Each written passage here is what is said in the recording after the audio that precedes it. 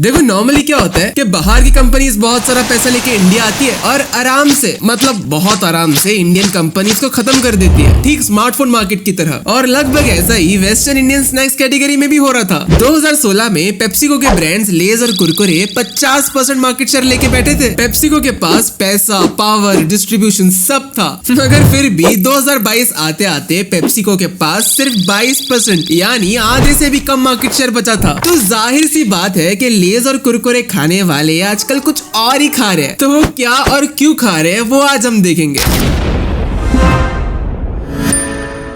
Guys, India का snacks market दुनिया का दूसरा सबसे बड़ा और फास्टेस्ट ग्रोइंग है, लेकिन फास्टेस्ट ग्रोइंग इंडस्ट्री में पेप्सिको उतना फास्ट नहीं लग रहा, क्योंकि कुछ इंडियन कंपनीज है जो पेप्सिको की रातों की नींद उड़ा चुके हैं। इनमें से एक कंपनी है जो छोटी सी मिठाई की दुकान से शुरू हुई थी और आज वो 60 से ज्यादा कंट्रीज में अपना माल बेच रही है। ये कंपनी है हल्दीराम। दूसरी कंपनी जो सिर्फ 10,000 के इन्वेस्टमेंट से शुरू हुई और आज हजारों करोड़ों का रेवेन्यू कर रही है, नाम है बालाजी। ऐसे ही और कंपनीज जैसे ITC, बीकानेर वाला, ये सारी विदेशी नई इंडियन कंपनीज है जो पेप्सिको का मार्केट शेयर छीन रही है। मगर कैसे? चलो बताओ। अगर एक जगह चिप्स, नाचोस और बिस्किट है और दूसरी जगह समोसा, भुजिया, चकली जैसे स्नैक्स है, तो दोनों में से कौन से स्नैक्स खाना पसंद करोगे? दोनों मत बोलना, भुक्कड़ो। एक जगह वेस्टर्न स्नैक्स और दूसरी जगह इंडियन स्नैक्स है। प्रोबेबली बहुत सारे लोगों ने इंडियन स्नैक्स ही चूज किया होगा और ठीक ऐसा ही इस सर्वे में भी हुआ, जहाँ 61% इंडियंस ने वेस्टर्न के सामने इंडियन स्नैक्स को प्रेफर किया। अब देखो, चिप्स बिस्किट तो सभी खाते हैं, मगर सर्वे के हिसाब से इंडियन स्नैक्स को ज्यादा प्रेफरेंस दी जाती है, जिससे हमें साफ पता चलता है कि हल्दीराम, बीकानेर वाला और बालाजी की सेल्स इतनी कैसे बढ़ रही है, क्योंकि लोग इंडियन नमकीन के सामने वेस्टर्न नमकीन को ज्यादा भाव नहीं देते। अब जिस देश में हर 100 किलोमीटर पे दाल की रेसिपी बदलती है, वहाँ पे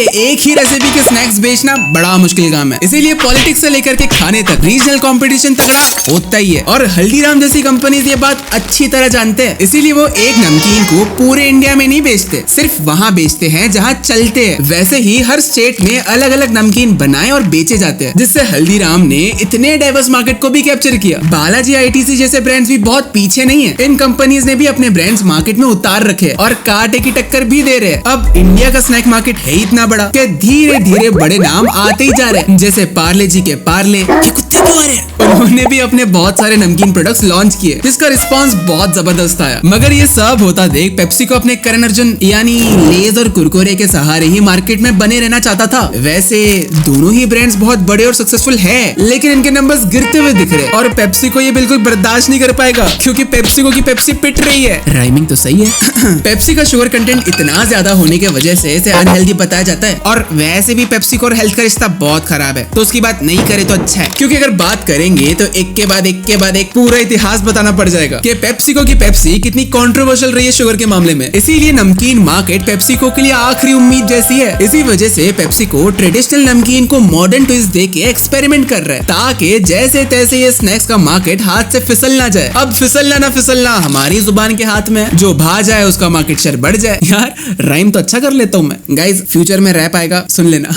एक बात बताओ, कभी 10 रुपए के पैकेट खरीदने के लिए 5 किलोमीटर दूर गए हो? नहीं ना, कोई नहीं जाता है, क्योंकि पेट्रोल हैंडपंप से थोड़ी निकलता है, काश निकले। या कभी शॉपिंग मॉल जाके सिर्फ 20-30 रुपए का पैकेट खरीदा है? छोड़ो यार, तुम लोग कुछ भी कर सकते हो। पॉइंट ये है कि 10-20 रुपए का पैकेट हम आसपास की दुकान से ही खरीदते हैं, इसीलिए वहाँ पे अवेलेबल रहना सबसे ज्यादा इंपॉर्टेंट होता है। तो जितना ज्यादा दुकानों में एक ब्रांड की पहुंच होगी, उतनी ही ज्यादा उसकी सेल्स भी होगी। एग्जाम्पल के लिए ये 2 चिप्स के पैकेट है, अंकल चिप्स और अंटी चिप्स, जिसमें से अंटी चिप्स ज्यादा टेस्टी है मगर कम दुकानों में, और अंकल चिप्स कम टेस्टी है मगर ज्यादा दुकानों में। तो मार्केटिंग के साथ साथ सेल्स भी अंकल चिप्स की ज्यादा होगी। इसीलिए स्पेशली ये इंडस्ट्री में किरानों की दुकान बहुत इंपॉर्टेंट होती है, क्योंकि ऑनलाइन चिप्स तो कोई नहीं खरीदता अनलेस तुम अमीर हो। आखिर में मैंने नोटिस किया कि बहुत सारे ब्रांड्स के स्नैक्स हेल्दी नहीं होते, इसीलिए कुछ ऐसे छोटे स्टार्टअप्स हैं जो हेल्दी स्नैक्स सर्व कर रहे हैं, मगर वो बहुत महंगे हैं। तो क्या ही फायदा है अनलेस तुम अमीर हो। अगर अमीर हो तो